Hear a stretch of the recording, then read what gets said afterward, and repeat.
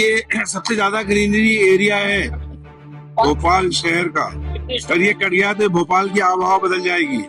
Smart city में जो पेड़ काटे गए उससे 48 डिग्री टेम्परेचर हो गया, ये बढ़ के हो जाएगा 50 से ऊपर, हीट वेव जनरेट होंगी। हम लोग ठीक है एजिटेशन तो कर रहे हैं और करते भी रहेंगे, मगर मुझे ये नहीं समझ में आता कि ये बचकाने डिसीजन ऊपर बैठ के लेता कौन है। बहुत गलत निर्णय है ये, क्योंकि आज के टाइम में पेड़ को वृक्ष बनाना बहुत मुश्किल है। आज की राजनीति तो इतने संजीदा नहीं है कि जो इस समय तो पैसे के लिए भागा जा रहा है। वरना का जहाँ जगह देखे वहाँ कंस्ट्रक्शन कर दीजिए। पेड़ों के लिए या पौधों के लिए कोई स्थान नहीं दिया जा रहा। इसको काटने के लिए रोक लगना चाहिए। और मिनिस्टरों के लिए बंगले, अगर लोग मल्टी में रह सकते हैं, क्या नेता लोग मल्टी में नहीं रह सकते? उनके लिए बड़ी बड़ी आप मल्टी बना दीजिए। जहाँ तक इन लोग ये कहते हैं कि हम भी बड़े पेड़ शिफ्ट कर रहे हैं, ये शिफ्ट करने से इतने बड़ा पेड़ कैसे शिफ्ट हो सकता है?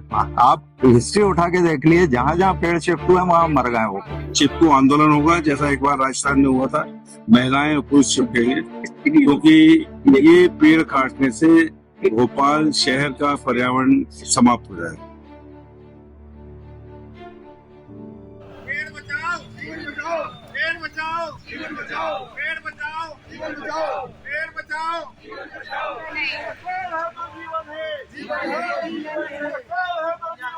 हम इस वक्त मौजूद हैं भोपाल के शिवाजी नगर इलाके में।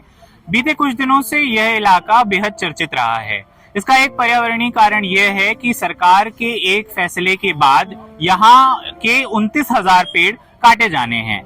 इनका एकमात्र मकसद यह है कि यहाँ पास मौजूद सरकारी बंगले, जो कि बीते 50 सालों में पुराने हो चुके हैं, उन्हें ढहा करके नए बंगले बनाए जाने हैं।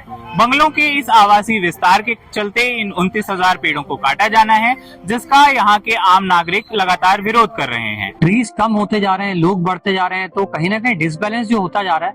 क्योंकि मैं यहाँ बचपन से हूँ, मैंने अपना कॉलेजिंग उसके बाद बिजनेस भी यहाँ स्टार्ट किया, तो मैं इसको बहुत अच्छे से महसूस कर पा रहा हूँ। इतनी गर्मी, इतनी धूप कभी यहाँ होती नहीं थी। पहले से अब क्या बहुत गर्मी पड़ रही है, और क्या से पेड़ भी सब कट रहे हैं, इससे छाव नहीं मिलती है। ये एक पेड़ हमारे पास यहाँ है तो इसमें बैठे हैं, नहीं तो ये भी कट जाता तो हम तो।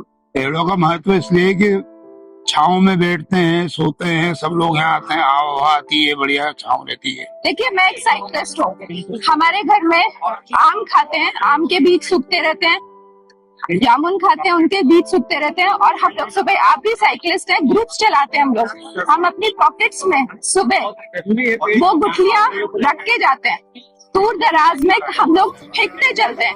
हर बच्चे को ये पता है, और ये डिसीजन यहाँ पे होते हैं। मुझे ये हैरानी होती है, मैं ये देखने आई हूँ कि डिसीजन लेता कौन है, कैसे हो सकता है?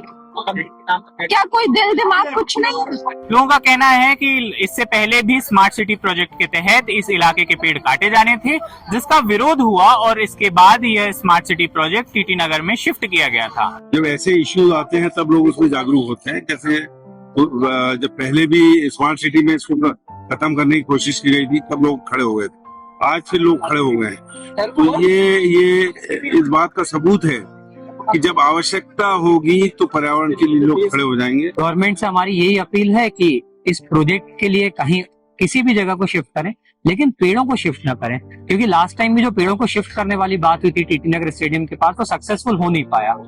हमने देखा सपोज 5,000 पेड़ वहां से हटाए गए, उसमें से 500 ही बचे। हमने पहले भी देखा है शिफ्टिंग के मामले में जो कुछ होता है और जितना पैसा खर्च किया जाता है ऊपरी तौर पे दिखावे के लिए, वो सब आपने भी देखा है, हमने भी देखा है। और उस शिफ्टिंग के बाद कितने पेड़ बचते हैं ये आपको भी पता होगा। सब पॉसिबल नहीं है। उस जगह पे अब आप जाके देखिए तो वेदर वहाँ का बिल्कुल ही बेकार रहता, नहीं तो वहाँ कोई भी 2 व्हीलर वाला पैदल आदमी कहीं भी रुक के पेड़ों के नीचे आराम से रुक सकता था। और पेड़ भी बड़े यूजफुल थे, जामुन के पेड़, अमरूद के पेड़, आम के पेड़, नीम के पेड़, ऐसे ट्रीज थे। अब केवल डिक्लोर ट्री लगा दिए गए, विदेशी कुछ ट्री लगा दिए गए, जिनका कोई आबो हवा में कोई इतना ज्यादा पर्यावरण के लिए योगदान नहीं होता है। स्मार्ट सिटी प्रोजेक्ट के तहत जिस लैंड मोनेटाइजेशन पॉलिसी को अपनाया गया था, वह लैंड मोनेटाइजेशन पॉलिसी फेल रही है, और वह लैंड पैचेस अभी भी खाली पड़े हुए हैं।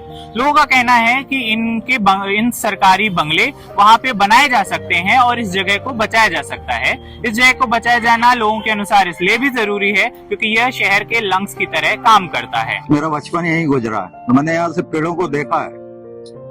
जितनी हरियाली शिवाजी नगर में है, पूरे भोपाल में कहीं नहीं है। शिवाजी नगर, तुलसी नगर में आप सेकंड स्टॉप के उस साइड चले जाइए, पूरी हरियाली खत्म हो गई। जो शाहपुरा की जो पहाड़ी है, इस पे 600 हाउसिंग बोर्ड के मकान बनना था।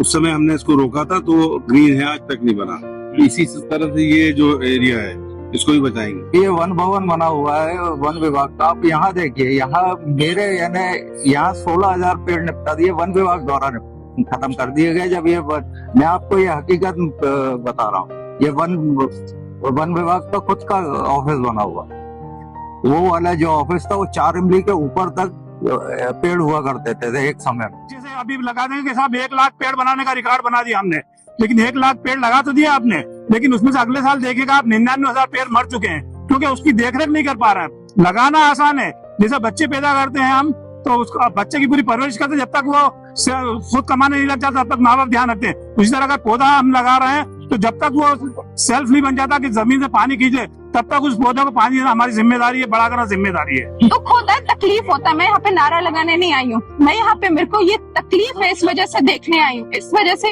इस रक्षा सूत्र को लेके हाथ में घूम रही, ऐसा होने नहीं दूंगी।